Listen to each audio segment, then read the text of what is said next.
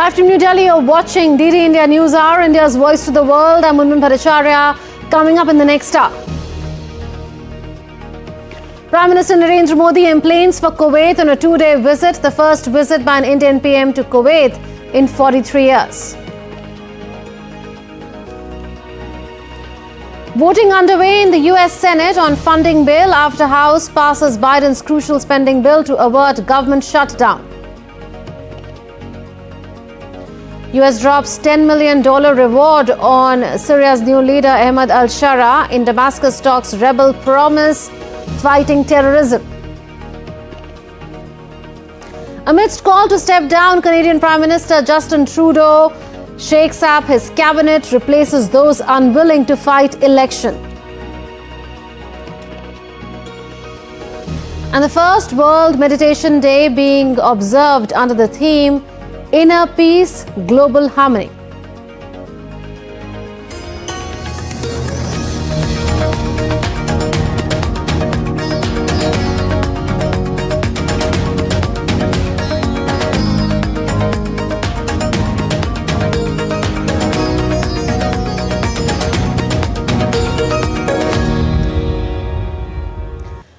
India's Prime Minister Narendra Modi has emplaned for Kuwait. The visit is set to further boost historic ties between the two countries and strengthen cultural trade and people-to-people connect between India and Kuwait.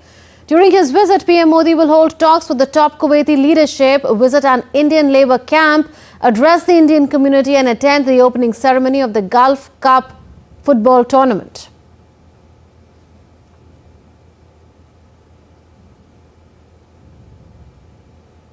Embarking on a two-day state visit to Kuwait, Prime Minister Narendra Modi in his departure statement said, and I quote, "We deeply value the historical connection with Kuwait that has been nurtured over generations.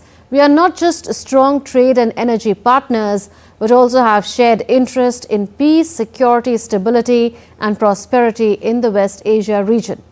Looking forward to my meetings with His Highness the Amir, the Crown Prince and the Prime Minister of Kuwait. It would be an opportunity to chalk out a roadmap for a futuristic partnership for the benefit of our people and the region. Eagerly look forward to meeting the Indian diaspora in Kuwait who have immensely contributed to strengthening bonds of friendship between the two nations.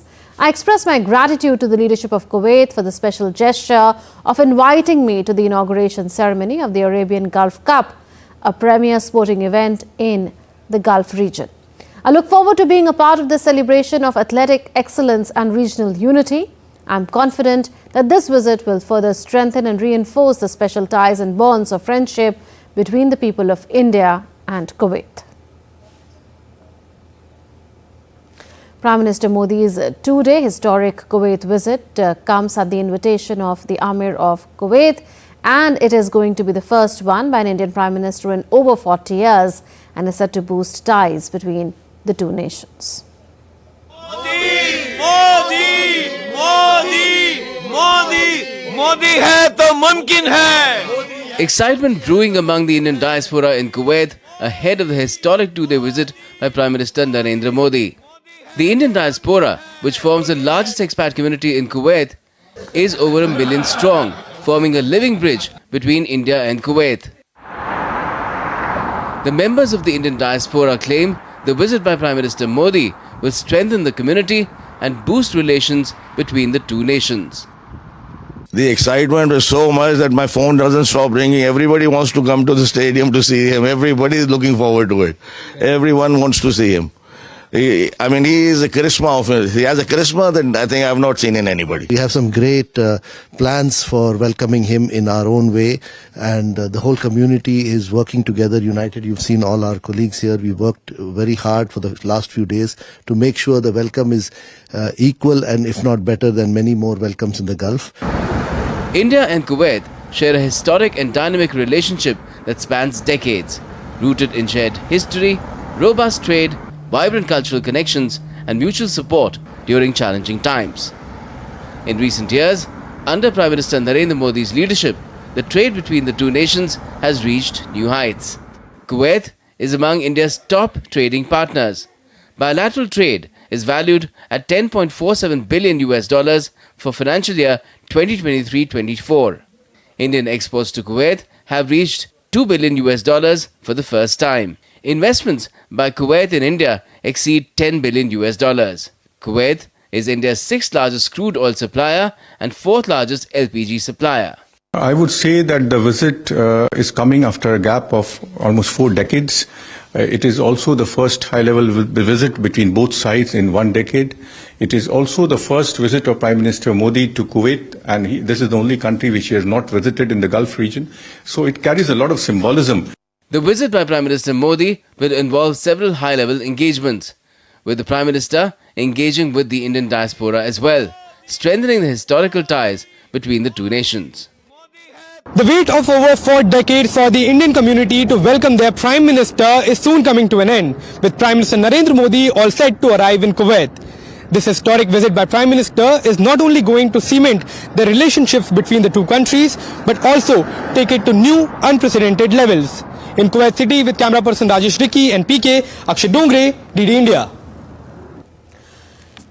So Prime Minister Narendra Modi has departed for a 2-day visit to Kuwait. This is the first visit by an Indian Prime Minister in 43 years, and this visit is expected to boost bilateral ties across a gamut of sectors between the two countries. DD India's Akshay Dongre is joining us now from Kuwait City. Akshay, is the stage set for Prime Minister's arrival in Kuwait, and what will be his engagements over 2 days? Well, absolutely. The stage has been set. In fact, it has been set for the past few days now, with the Prime Minister Narendra Modi's arrival being celebrated across the country. It's not just the Indian diaspora, but also the Kuwaiti nationals who are also waiting in anticipation for the Prime Minister of the world's largest democracy to come here. The Indian and Kuwaiti connect is not a few decades old; it is centuries old. The cultural connect has been there for several years, with not just the oil trade being in focus and oil trade being in the center of the relation between the two countries. But even before the discovery of oil, the two countries used to have strong trade relations, with Kuwait exporting Arabian horses, pearls, dates to India, and importing things like spices, textile, timber, things that were not available here. So the relationship has been strong, but there was a gap of about 40 years where no Indian Prime Minister arrived in the country, and this is going to take place after 43 years that an Indian Prime Minister will be coming here. So it is in fact a movement of pride for the Indian diaspora here. They say that Prime Minister had visited all Gulf countries. It was just Kuwait that was left, and that is that vacuum that was left by no Indian Prime Minister visiting the country for the past 40 years, that will be fulfilled today. So there is about 1 million strong expatriate community here in Kuwait. In fact, Indians form the largest expat community in the country. They contribute to every sector, and that is perhaps the reason why the relation between the two countries remains strong and has remained strong over the past several decades. Now, Prime Minister today will be coming. His first engagement is going to meet workers from India. He's going to a labor camp in the country. After that, he will be having a community event with the diaspora. He will be having high-level engagements tomorrow with his meetings with the Crown Prince, the Emir of the country, and also signing off the memorandum of understanding over various fields where Kuwait and India want to expand their cooperation in. So it is going to be quite hectic activities for the Prime Minister as well when he comes here, because there will be activity after activity that are lined up for the Indian Prime Minister, for Prime Minister Narendra Modi, once he lands here in Kuwait. Akshay, you told us that Prime Minister Narendra Modi will be visiting Indian workers at an Indian labour camp there. If you could put into context for us the significance of such an interaction.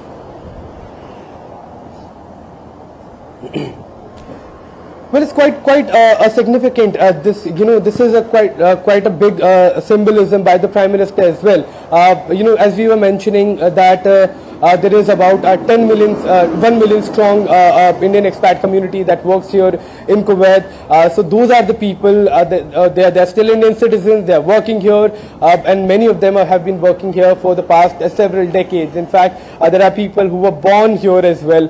There are people who are running their family businesses in Kuwait, and they felt this pinch that when it comes to the workers' rights, when it comes to the support or the help that the workers need, they may not have gotten it over the past several decades. But that is all changing. The Indian government has been actively trying to support the workers. There have been certain cases where the Indian workers who have been working here, on short-term basis, they have been cheated or defrauded by certain middlemen. And with Prime Minister Narendra Modi going and speaking to the laborers, to the workers that have come from different parts of the country, this is going to be a huge symbol not only for these middlemen, that they have to be beware of any such tactics in the future, but also for the Kingdom of Kuwait, that the Indian Prime Minister's priorities remain with the workers that are working here in the country. We'll leave it at that. Akshay Dongre reporting from Kuwait City.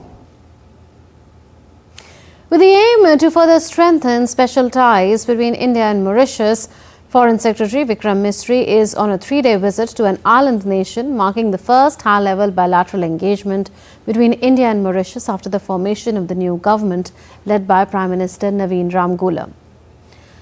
During the visit, Foreign Secretary Vikram Misri made a courtesy call on President of Mauritius Dharambir Gokul. Both the leaders expressed satisfaction with the robust ties between both the nations. Foreign Secretary and Prime Minister of Mauritius, Dr.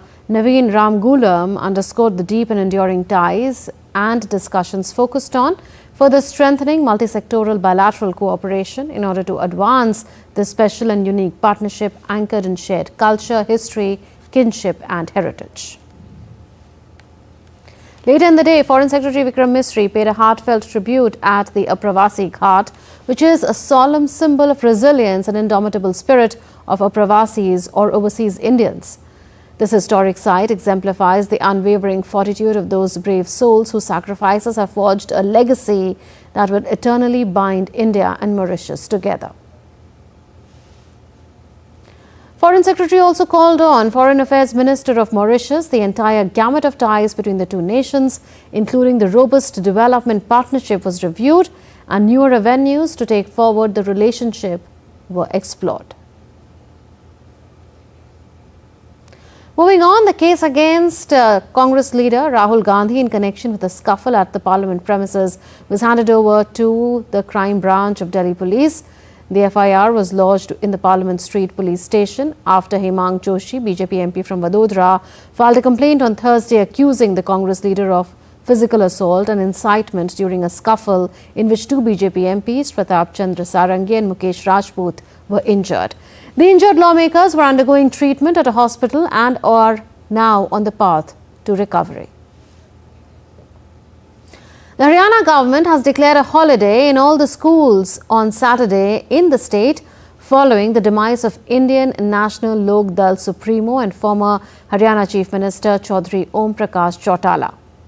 The Haryana government has declared a 3-day state mourning as a mark of respect to the departed soul who passed away on Friday at his residence in Gurugram, Haryana. Accordingly, a holiday is declared in all the schools of the state on Saturday.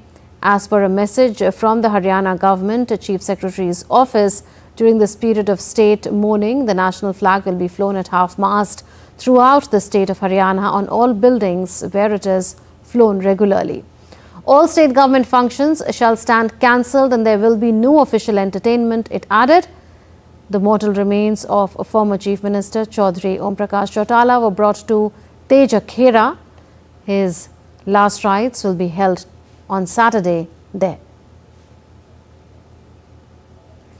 Still to come on DD India News Hour. German Chancellor Olaf Scholz to visit attack site where 2 were killed and several injured at Magdeburg Christmas market. At least 6 killed in strike on Russia's Kursk after deadly missile attack on Kiev.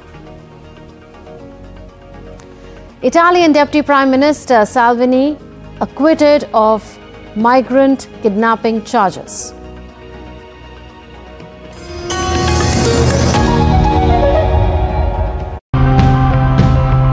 Pollution of all types across the globe is a huge problem. But what is the solution to this? Does it require individual efforts, community action, or state interference? Let's take a look at some of the possibilities, challenges and opportunities. They have to segregate their waste, manage their organic waste within their premises as far as possible. They have to hand over the rest of the waste, the residual waste, to the authorized waste collector. When the local administration saw what I had done, it decided to build the drainage system you see here, connecting the whole area to it. Trees are our lifesavers. They give us oxygen, and it's unfair to harm them by hammering iron nails into them just for the sake of ads.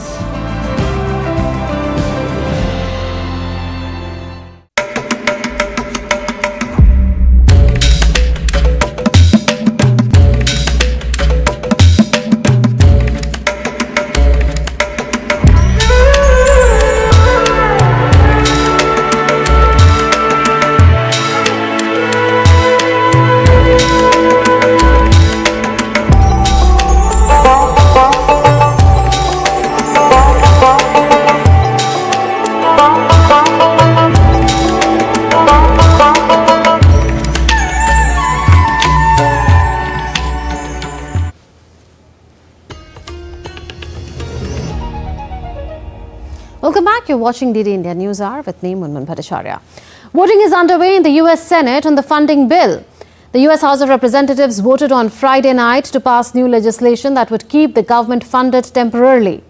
The House voted 366 to 34 to approve the short-term funding bill a day after rejecting Trump's debt ceiling demand.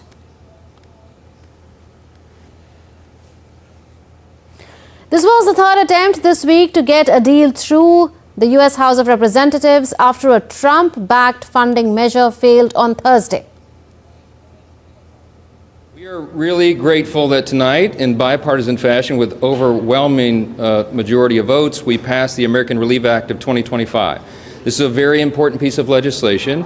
It funds the government, of course, until March of 2025. That was a big priority for us. We encourage swift passage in the Senate now. They need to do their job, as the House just did. We will all go home. The bill will now need to pass by the Senate before it can be signed by President Joe Biden, where the voting is underway.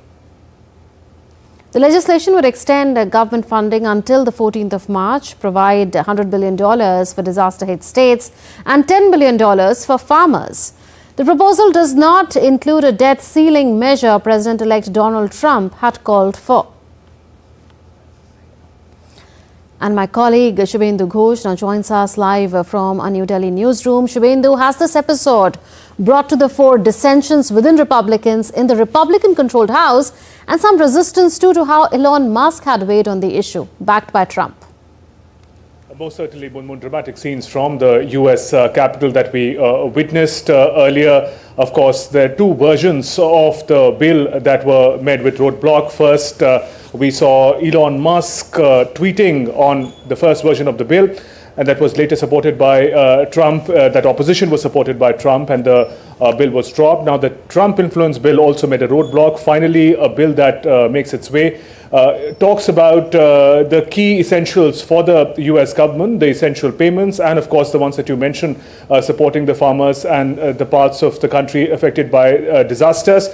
Talking about Elon Musk, the opposition that we saw among the Republicans to the Donald Trump President-elect supported bill, the second bill in order, speaks about the manner in which it may not be a smooth ride for him next year when he takes office, the White House, although there's going to be a Republican majority in both the House of Representatives as well as the Senate. We see there is a certain divergence as far as the fiscal vision for the country is concerned. Donald Trump wanted the debt ceiling to be dropped, ideally till 2027.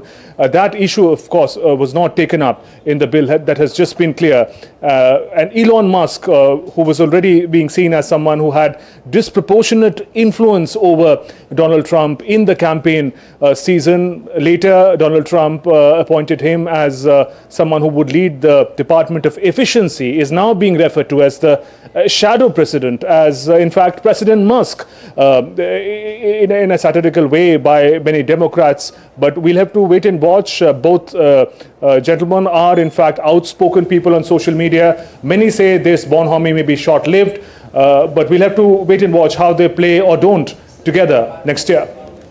Interesting, Shubhendu, and like you said, Trump wanted the debt ceiling suspended for a few years, but that was not to be.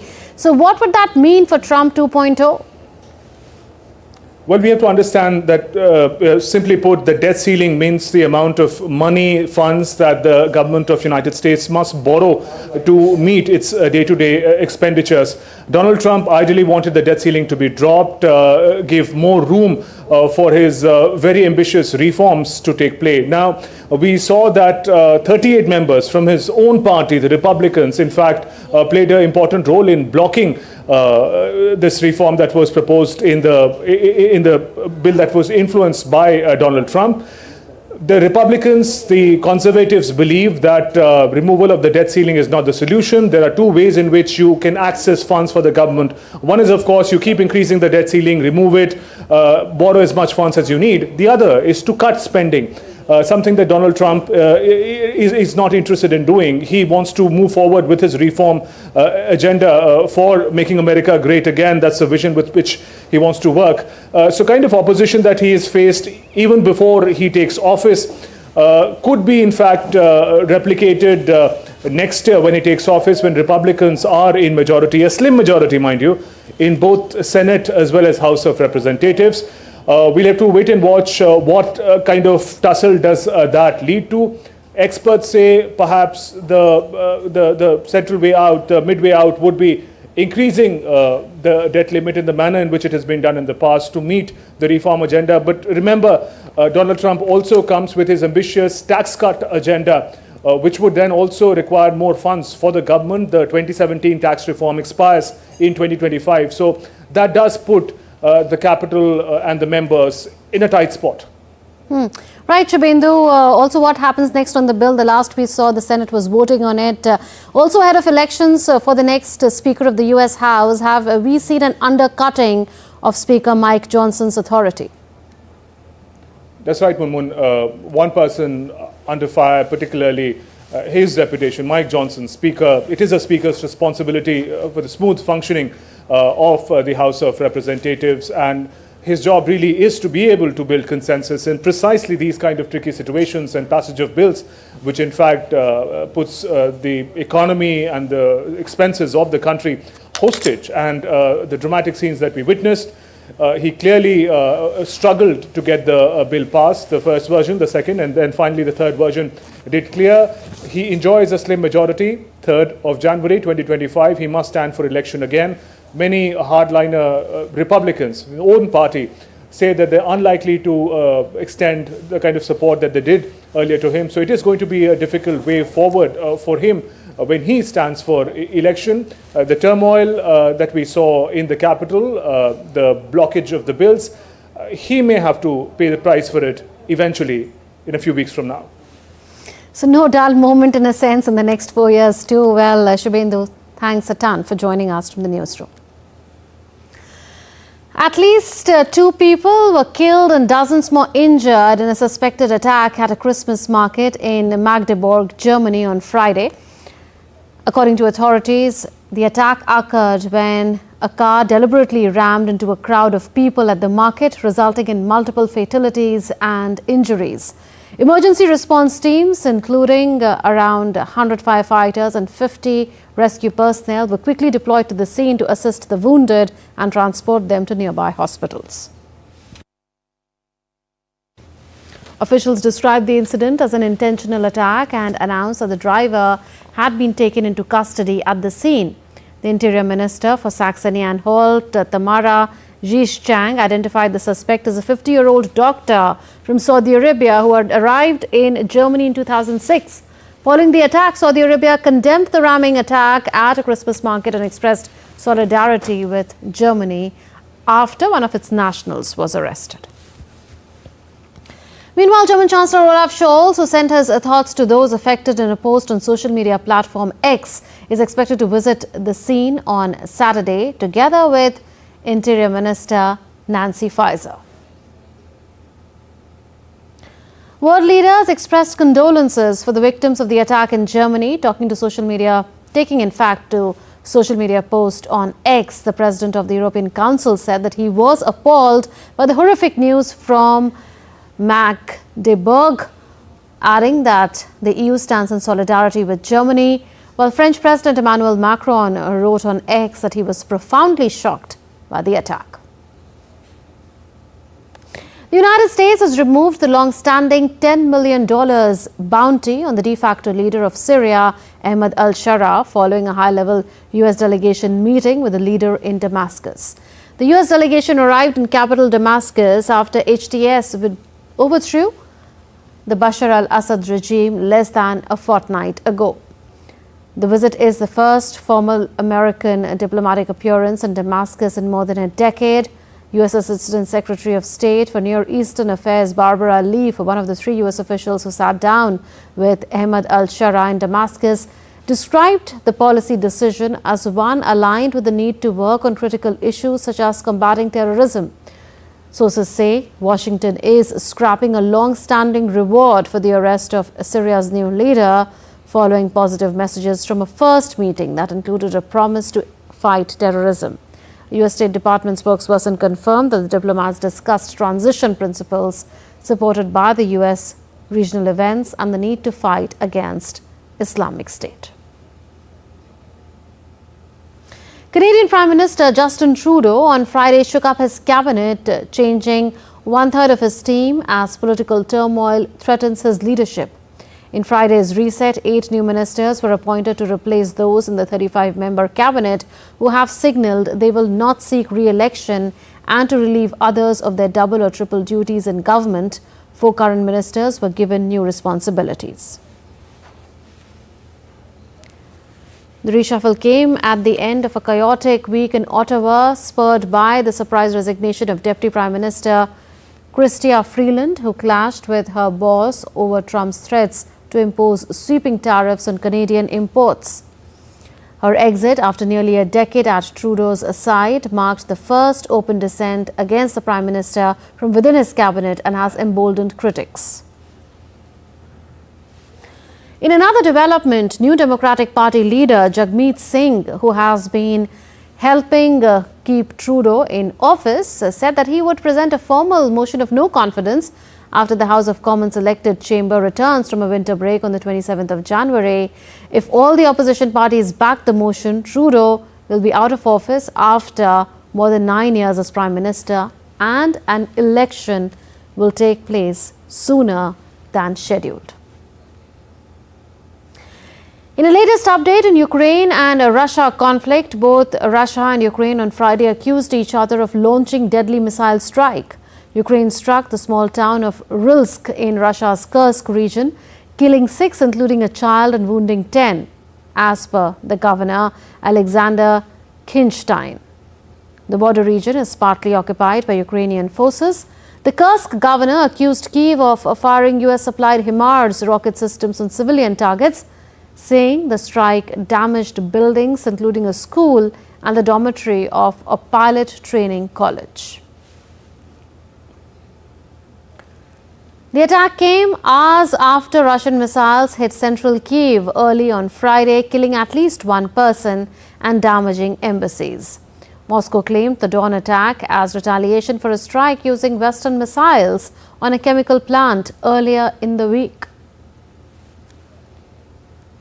An Italian court on Friday cleared Deputy Prime Minister Matteo Salvini of kidnapping charges for preventing over 100 immigrants from disembarking a boat held at sea for nearly 3 weeks in 2019 as part of his policy to restrict irregular immigration. After a 3-year trial, judges rejected a prosecutor's request to hand a 6-year jail term to Salvini. The verdict came against a backdrop of tensions between the government and the judiciary over immigration. As Interior Minister in 2019, Salvini attempted to block the Spanish charity opened arms from bringing 147 asylum seekers to Italy in 2019 when he was the Interior Minister. The leader of the far-right League Party is serving as the Transport Minister in Giorgia Meloni's government. Italy has won, and so has the concept that defending borders, defending the homeland, opposing human smugglers, traffickers or foreign NGOs, and protecting our children is not a crime but a right. It took us some time, but we got there. This does not just acquit Matteo Salvini, it acquires an idea of the nation. Entering Italy requires rules, limits and checks, and those who use immigrants for political battles have lost today. Still to come on DD India News Hour. US President Joe Biden approves $571.3 million in defense assistance for Taiwan. Malaysia to resume search for missing MH370 plane. And Colombia unveils Latin America's largest 3D printed image of Jesus Christ.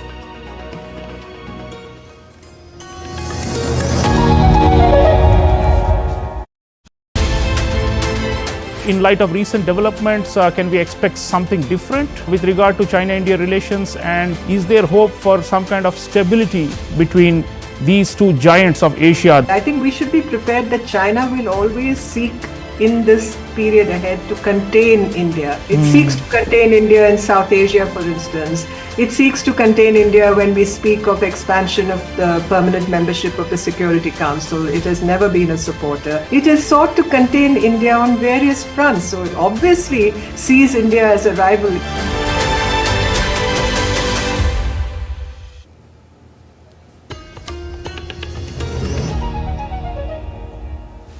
Welcome back. You're watching DD India News Hour with me, Munmun Bhattacharya.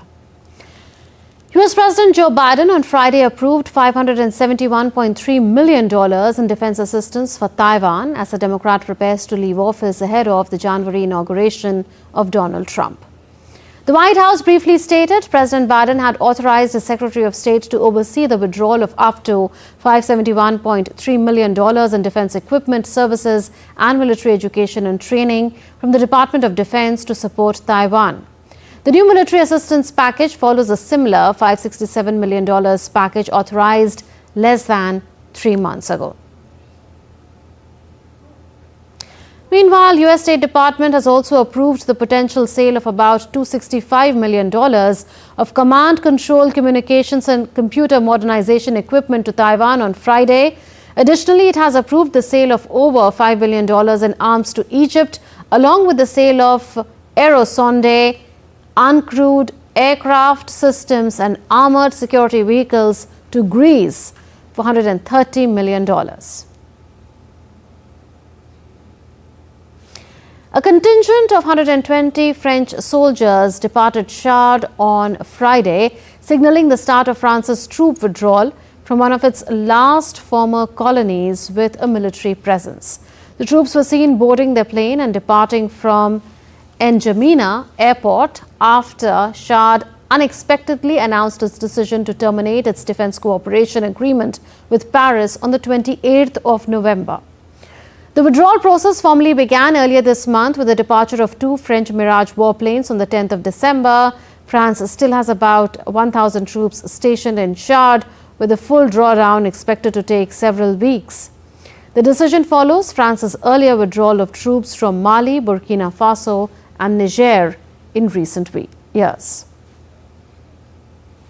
A French court has sentenced 7 men and a woman to prison for their roles in a hate campaign that led to the October 2020 murder of school teacher Samuel Paty in a Paris suburb. The sentences handed down range from 3 to 16 years. The attack took place following social media posts that falsely claimed Paty had shown his students objectionable pictures of the Prophet Muhammad during a lesson on free speech. His killer, Abdollah Anzarov, died in a shootout with police. Paty, who has become a free speech icon, had used the cartoons first published in Charlie Hebdo magazine as part of an ethics class to discuss freedom of expression laws in France.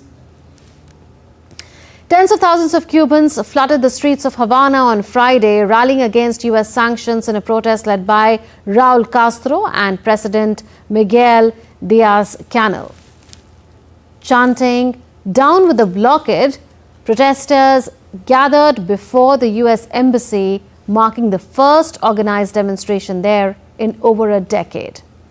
Diaz-Canel condemned President Joe Biden for failing to reverse harsh measures imposed by Donald Trump, including Cuba's designation as a state sponsor of terrorism, which restricts financial transactions. With the nation reeling from economic hardships like power outages and food shortages, Cuban leaders accused US policies of exacerbating the crisis. The protest underscores Cuba's intensifying resistance as fears grow over potential harsher policies. Brazilian President Luiz Inácio Lula da Silva reassured the newly appointed director of the central bank, Gabriel Gallipolo, that his administration would not interfere with the institution's work. This comes amid a deepening economic crisis in Brazil, with the Brazilian real plummeting to an all-time low earlier this week. However, after the central bank intervened by holding US dollar auctions, the real saw a brief recovery of 0.8%. Despite this, market confidence remains shaky as Brazil grapples with a critical vote on spending cuts. I want you to know that the president will never ever interfere with the work you have to do at the central bank.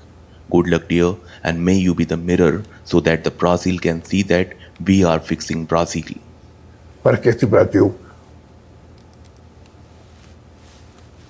In news coming in, a tragic road accident has happened in Bolivia.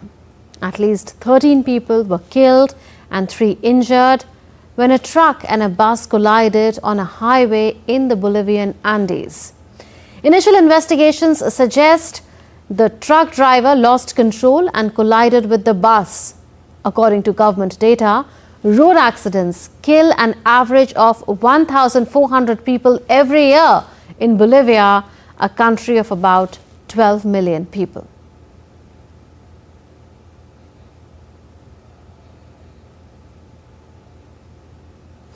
Malaysia has agreed to resume the search for the wreckage of missing Malaysian Airlines flight MH370 more than 10 years after it disappeared in one of the world's greatest aviation mysteries. Flight MH370, a Boeing 777 carrying 227 passengers and 12 crew, vanished en route from Kuala Lumpur to Beijing on the 8th of March 2014. MH370's last transmission was about 40 minutes after it took off from Kuala Lumpur for Beijing. The pilots signed off as the plane entered Vietnamese airspace over the Gulf of Thailand, and soon after its transporter was turned off. Military radar showed the plane left its flight path to fly back over northern Malaysia, then out into the Andaman Sea before turning south, and then all contact was lost. Debris, some confirmed and some believed to be from the aircraft, has since washed up along the coast of Africa and on islands in the Indian Ocean. Australia is bracing for the hottest summer in the last 5 years, with mercury already soaring past 40 degrees Celsius, with warnings of a high-risk bushfire season. Bushfires in Australia's Victoria state burnt out of control on Saturday, with authorities issuing an evacuation order at the highest danger rating for hundreds of residents in the state's west. The alert was for an area near the Grampians National Park, about 149 miles west of state capital Melbourne. One of the blazes, sparked on Tuesday by lightning strikes, spread overnight and had now burnt through more than 28,000 hectares. About 400 firefighters were fighting the fires using more than 100 tankers and 25 aircraft, as reported. The Dinosaur Parlour at Hong Kong Heritage Discovery Centre opened on Friday with free admission, showcasing dinosaur fossils excavated from Port Island. The display zone featured dinosaur fossils as well as animal and plant fossils found in Hong Kong. It also provided information on dinosaurs, the formation and discovery of fossils, and the excavation and preparation processes of dinosaur fossils. Furthermore, experts will prepare dinosaur fossils in a preparation zone, allowing the public to observe from a close distance. Taking a break from the hectic pace of life, people across the globe are celebrating World Meditation Day under the theme Inner Peace, Global Harmony. December 21st marks the first ever World Meditation Day, a global initiative promoting mindfulness, mental health and inner peace. Meditation practitioners and enthusiasts worldwide are gearing up to observe this day with various activities. Permanent Mission of India to the United Nations in New York organized meditation for global peace and harmony. Ambassador P. Harish, in his welcome address, underscored the importance of the ancient Indian practice of dhyan as an instrument for personal fulfillment and inner peace, rooted in the civilizational dictum of Vasudhaiv Kutumbakam, meaning the whole world is one family. Indian Guru and spiritual leader Sri Ravi Shankar, who also gave a special meditation session during the event to more than 600 enthusiastic participants, highlighted multiple benefits and dimensions associated with meditation in his keynote address. India co-sponsored a UN General Assembly draft resolution on 6th December that was unanimously adopted to proclaim 21st December as World Meditation Day. Let's now take a look at some other stories making news around the world. A rare visitor from Arctic waters has captured the hearts of locals and tourists alike at Rio de Janeiro's iconic Ipanema beach. This fur seal, affectionately named Joaquim, has been spotted lounging on the sandy shores, drawing large crowds eager to snap photos of the unexpected guest. Wildlife experts have noted that it is highly unusual to see fur seals in the region, especially at this time of the year.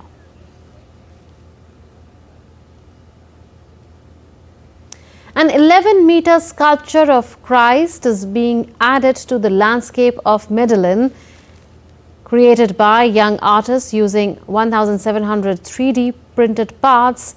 El Cristo Paisa is the largest 3D printed sculpture of Christ in Latin America.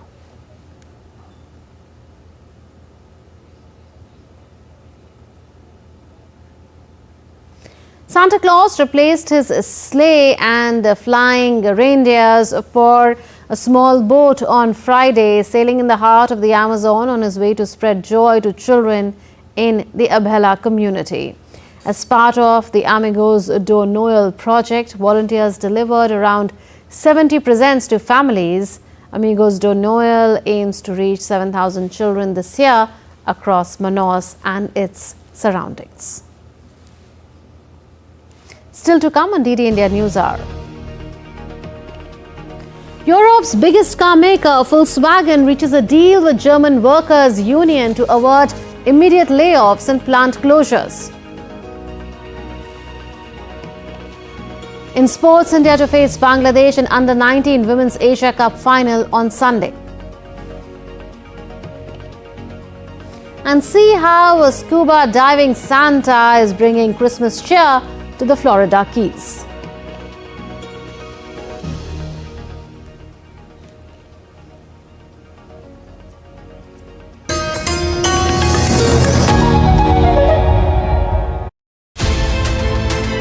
In light of recent developments, can we expect something different with regard to China-India relations? And is there hope for some kind of stability between these two giants of Asia? I think we should be prepared that China will always seek in this period ahead to contain India. It seeks to contain India in South Asia, for instance. It seeks to contain India when we speak of expansion of the permanent membership of the Security Council. It has never been a supporter. It has sought to contain India on various fronts, so it obviously sees India as a rival.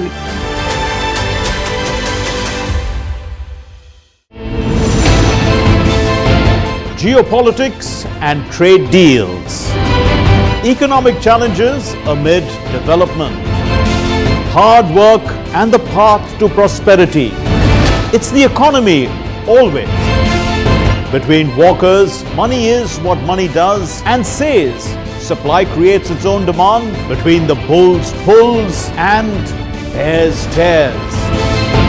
When supply chains globalization and India rises to the podium. We'll get you centered with the economic brief at 8 p.m. every Thursday on DD India.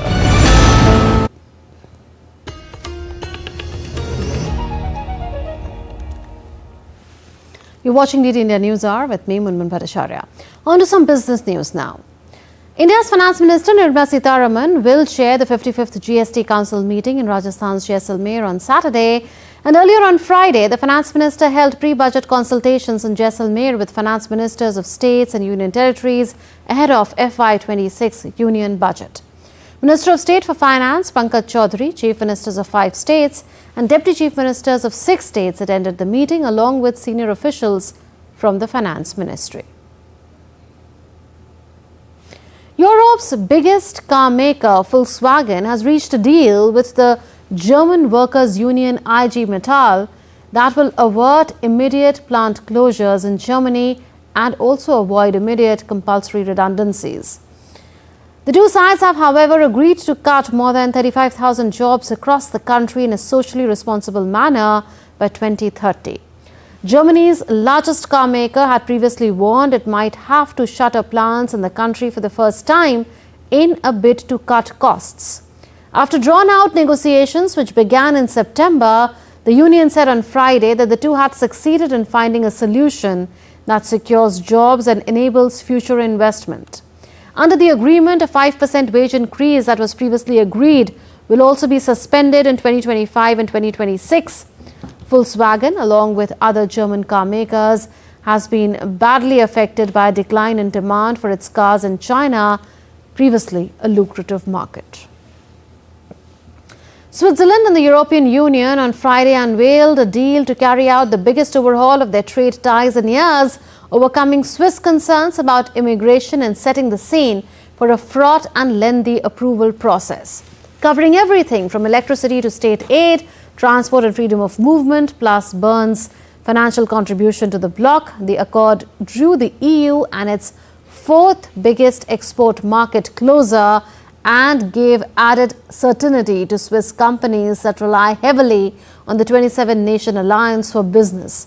Though it faces big tests before ratification, the deal is a step forward from the last bid, which failed in 2021 when Bern abruptly pulled out. It also delivers a boost to the EU as it tries to move past Britain's 2016 vote to exit the bloc. In a speech to the members of the Cordoba Stock Exchange on Friday, Argentina's President Javier Milei said that the nation is progressing towards a free trade agreement with the United States. Basically, I have to tell you that we will indeed move forward with a free trade agreement with the United States. Just yesterday and today, it was reaffirmed by the spokesperson of the President-elect of the United States, Donald Trump, that we will work to achieve a free trade agreement with the United States. Donald Trump. You're watching DD India News Hour. Time now for all the sports action. The Indian women's cricket team and West Indies women's cricket team arrived in Vadodara in Gujarat ahead of their first ODI on Sunday. The 3-match series is part of the ICC Women's Championship and will be played at the Kotambi Stadium in Gujarat. The Indian team head into the ODI series high on confidence after registering a 2-1 series win over West Indies in the recently concluded 3-match T20 International Series. On the other hand, the West Indies will aim to bounce back in the ODI series, which will carry crucial points for the ongoing ICC Women's Championship. In women's cricket, India is set to clash with Bangladesh in the final of the inaugural U19 Women's Asia Cup on Sunday. The women in blue, led by Nikki Prasad, defeated Sri Lanka by 4 wickets in the Super 4 match. India chased down the target in just 14.5 overs. Batting first, Sri Lanka scored 98 runs for the loss of 9 wickets in their 20 overs. India's Ayushi took 4 wickets while Paronika bagged 2. Meanwhile, Bangladesh's women beat Nepal by 9 wickets in the other Super 4 match. Intricate South Africa's troubles deepened ahead of the third ODI against Pakistan as fast bowler Othniel Bartman was ruled out due to a knee injury. Bartman has joined spinner Keshav Maharaj on the sidelines, making him the second player to miss action in the ongoing series. Overall, Bartman has become South Africa's sixth seamer to get ruled out this season.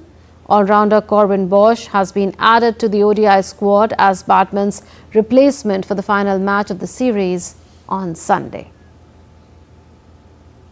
In soccer, Manchester City manager Pep Guardiola has revealed defender Ruben Dias will be out for 3 or 4 weeks due to a muscle injury sustained in their 2-1 defeat to Manchester United.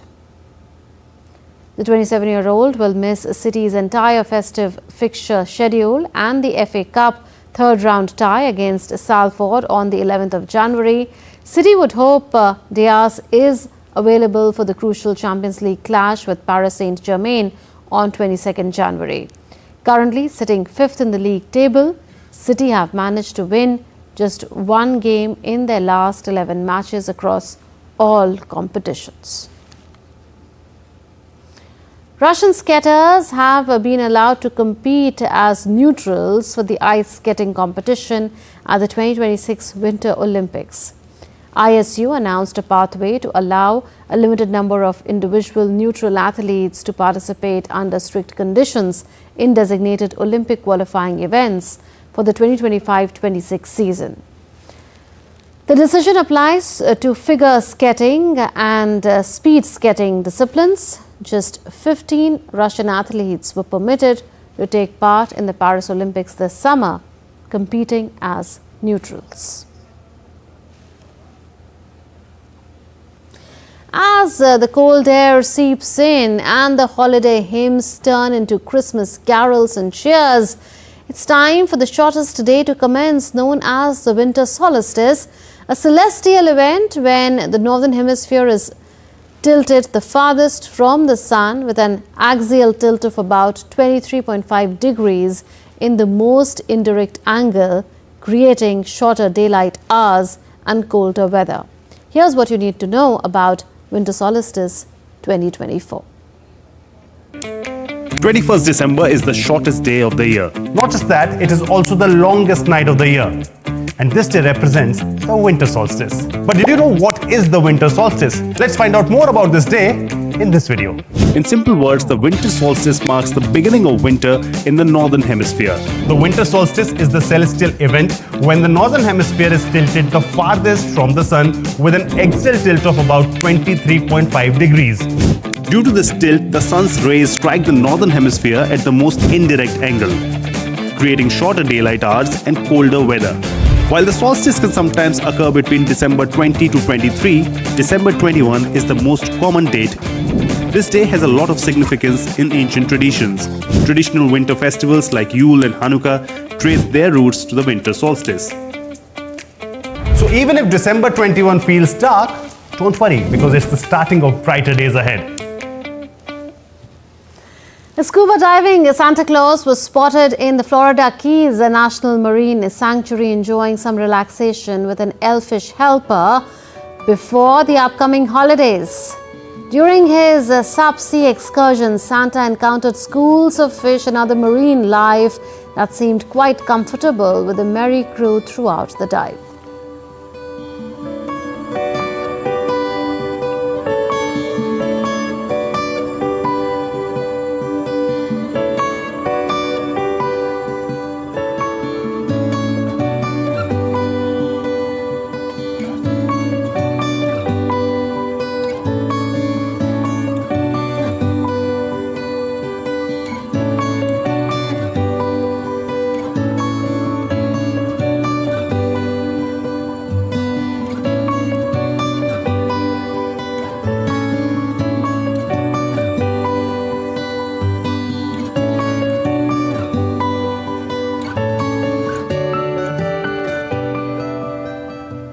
That's it then in this edition of DD India News Hour, but do share your thoughts with us. And before that, here's a quick reminder that India's public broadcaster Prasar Bharati has recently launched Waves.